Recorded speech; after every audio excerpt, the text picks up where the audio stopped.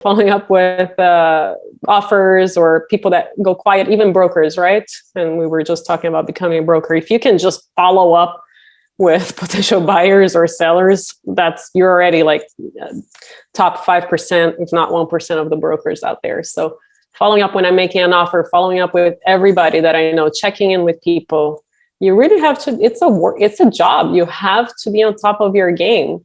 And you cannot be disorganized. And, if you're disorganized, just find somebody that is organized, like a VA or whatever it is, a partner.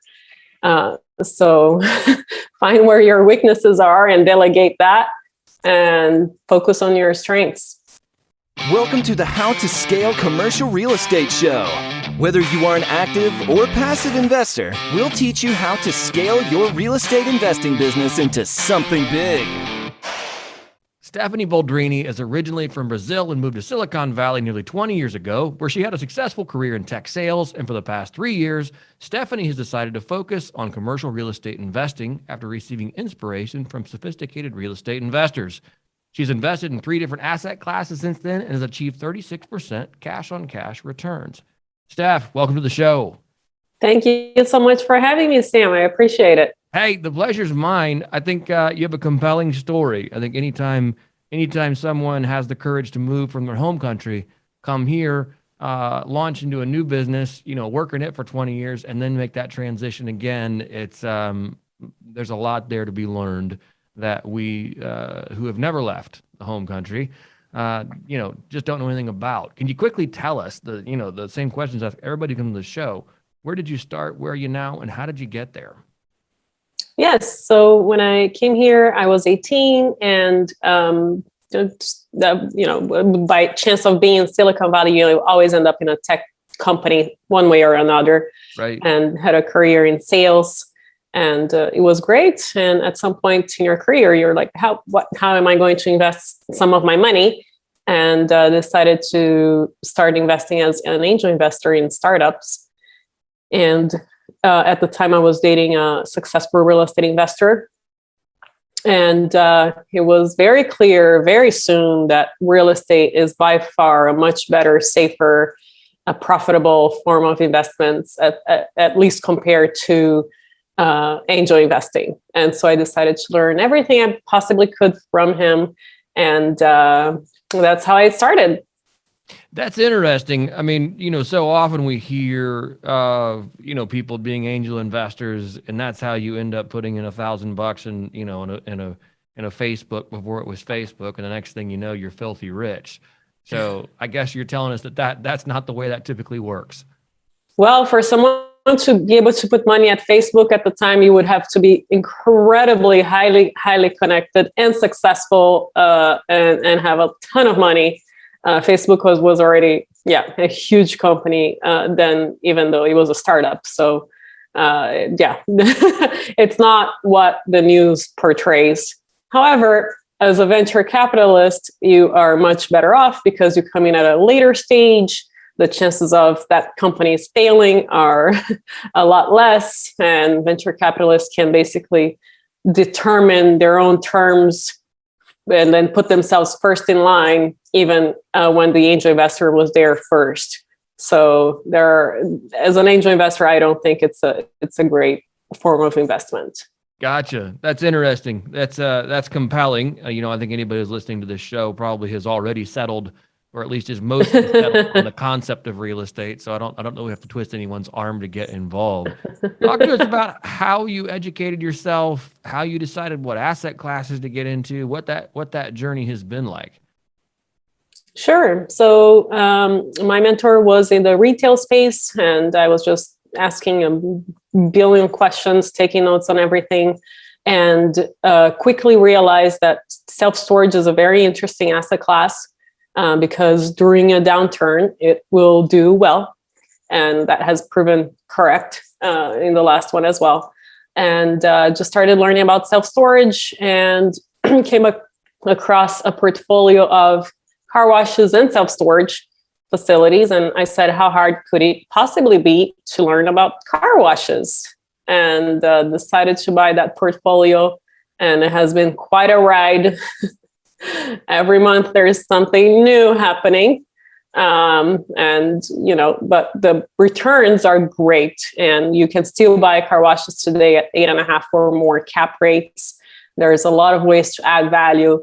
It's just a lot of work, a lot of moving parts, a lot of things and employees and all of that you need to be dealing with. So I'm in the process of delegating as much as I can possibly delegate before deciding if I will do it again. Right. Yeah, that's fascinating. What are the car washes that you purchased? Are they all the exact same? Like, is it all the same layout? It's the same exact blueprint every single time? Yeah, exactly. They're all self-serve. So not the ones that people go through the tunnel, is the ones that they wash their cars themselves, which is less employees and less moving parts than the big ones, but it's still, you have at least 100 SKUs of products that are related to the car wash that you need to, at one point or another, buy and make sure that it's available for the employees to fix things and everything in between. Right. Are you buying the real estate along with the actual car wash? Gotcha. Yeah. Okay. And what's the thought there? Is it that I will always keep that as a car wash, or is there, this could be held for redevelopment, or is there, what's the thinking behind that? Today, I would love to redevelop everything that has a car wash in it, just because of the amount of work. But we'll see. It's been exactly a year now, so I still need to determine if I'll continue focusing on this asset class or not. Right, but it sounds like you have found a way to make them into decent cash flowing businesses. Yeah, I was looking at the numbers at the 1 year mark, and we were at actually 42% cash on cash, even after installing the credit card machines, which was a pretty significant investment. Yeah, I don't think people realize how expensive even those small readers on car washes, laundromats, places like that. Those can add up really, really fast, and you pay a premium for that specific technology to work inside of what it is that you're doing. So that's really fascinating. So 42%, and you'd love to redevelop it. What have been some things you wish you had known before you bought the car washes that you know now? Literally how much work it is, and how many moving parts, and how you're dealing with, a certain level of employees that I wasn't used to, and professionalism. So you just need to, in my opinion, you just need to pay more to get the better person, because it's worth it in the end. But yeah, it is a ton of work, and every month has been something something new happening at the car wash that is like, what? No, not this again. You say that those are trading on, you said an 8.5 cap. Is that about right? Yeah, you can find car washes at 8.5, sometimes more. Right. That's fascinating. Compare that to what you have going on in the self-storage space. Yeah. You have the same feelings as it pertains to self-storage, or are there significant differences there? I am absolutely loving the self-storage, because I barely have to do anything to it, besides managing the managers, right? So it has been a lot less work, and I think we all need to understand what is the best, what are we doing with our time, right?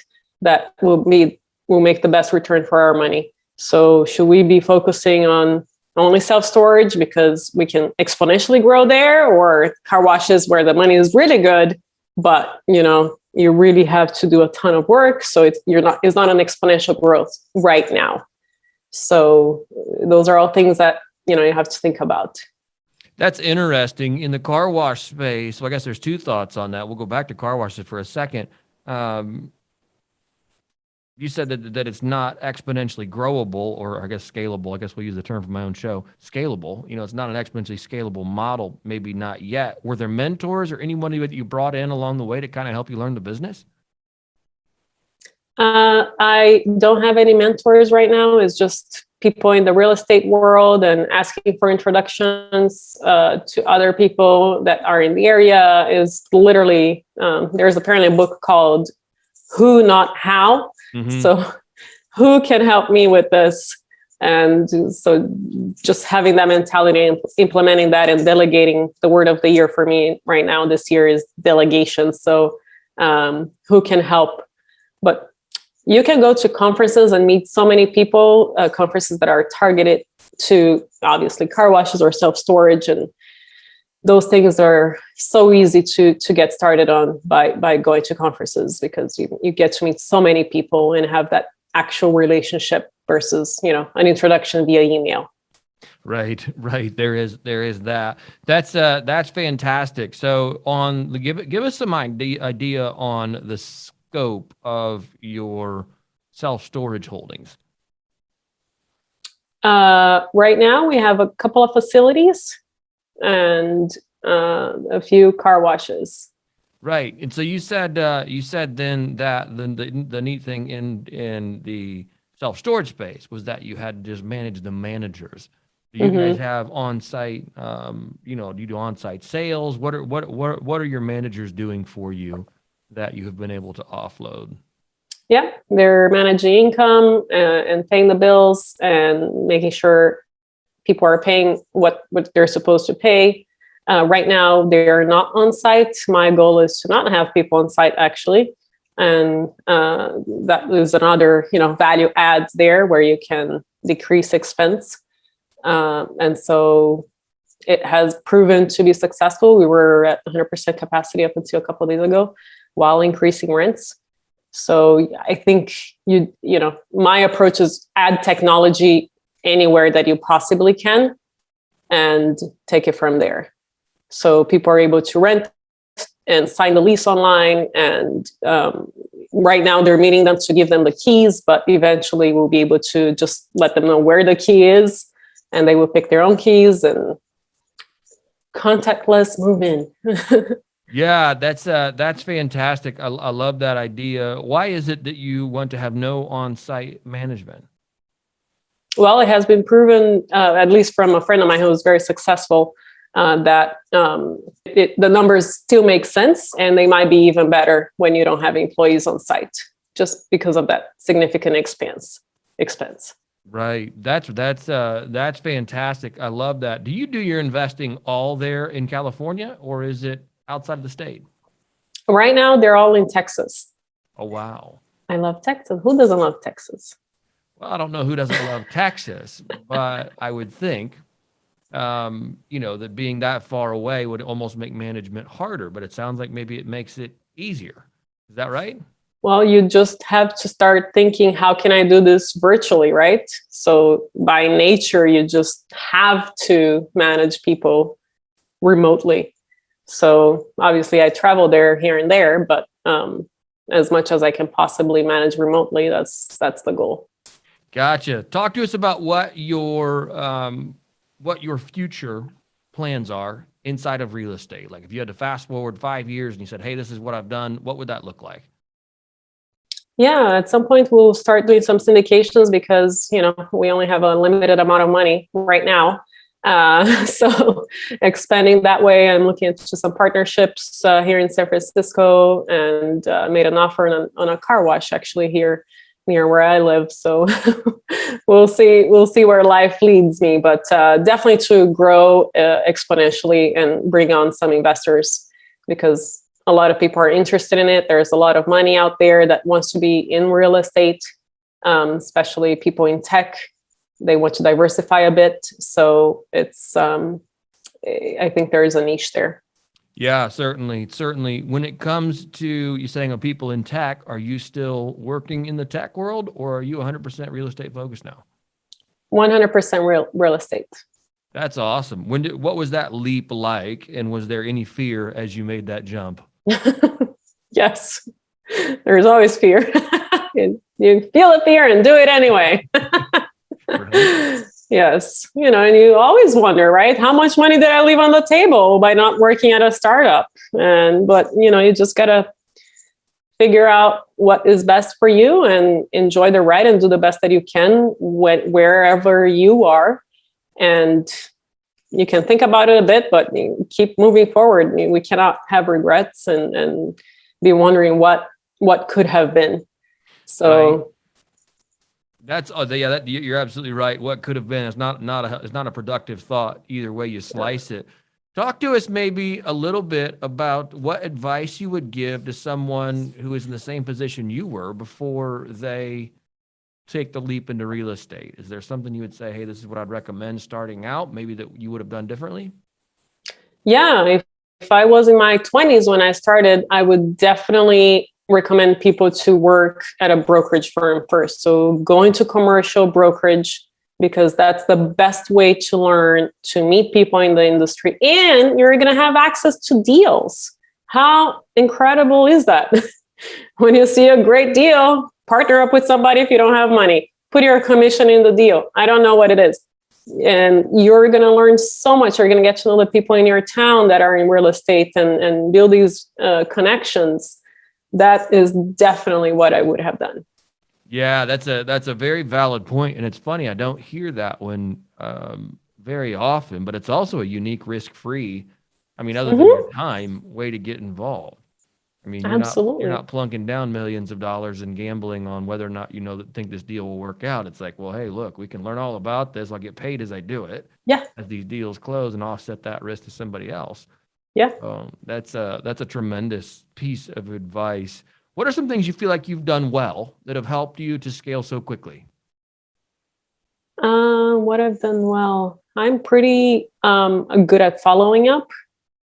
So following up with offers or people that go quiet, even brokers, right? And we were just talking about becoming a broker. If you can just follow up with potential buyers or sellers, you're already like top 5%, if not 1% of the brokers out there. So following up when I'm making an offer, following up with everybody that I know, checking in with people. You really have to, it's a job. You have to be on top of your game. And you cannot be disorganized. And, if you're disorganized, just find somebody that is organized, like a VA or whatever it is, a partner. So find where your weaknesses are and delegate that and focus on your strengths. That is awesome. Yeah, sound pieces of advice. I think it's interesting you say that the top 5%, if you follow up, you're in the top 5%, because that is the hardest part and the hardest way to keep track of it. How do you keep track of your follow-ups and who you're speaking with? Is it on top of your head, or do you spreadsheet it, or what does that look like? It's on my to-do list. Okay.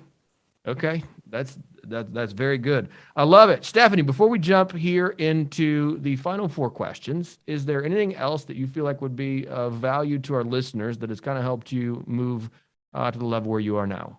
Let's see. I've seen people say, oh, I don't want to partner up with somebody because that will be half of the whatever income that I would be making. Who cares, right? 100% of zero is still zero. So just go for it. And you have to be working with people that have been in the industry for a long time so you can learn with them and avoid so many mistakes that you would have otherwise made. So that would be something that I'm highlighting right now. Absolutely. That's great. If you could help our listeners avoid just one mistake in real estate, what would it be and how would you avoid it? Yes. Get at least 2 lender approvals when you are purchasing a property. The other day, one of our lenders said, yeah, you're good to go for this one. No worries. And then 2 days before closing, they said, well, you know what?